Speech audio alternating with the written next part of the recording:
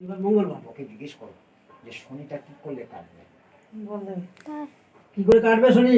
তবে শনিটা কি করলে কাটবে? খাওয়া দাওয়া করলে না, দান ধ্যান করবে, ভিটে ছাড়া অন্য ভিটে চলে যাবে, শনির পুজো দেবে।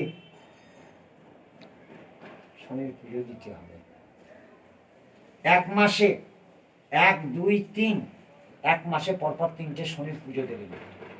শনির পুজো যদি দিতে পারেন তাহলে আপনার মনের আশা পূরণ হবে, ও আবার দাঁড়িয়ে যাবে। তবে তুলে দেবো, আচ্ছা তাহলে ওনাকে যে বলে দিলাম টাকাটা আমি নিই না, শনির পুজো দেবেন, আপনার কাজ করতে পারবে না, টাকা নেবে না, টাকা নিয়ে উঠে চলে যাবে। আপনি শনির পুজো দেবেন, শনির বার করলে আপনার শনিটা কেটে যাবে,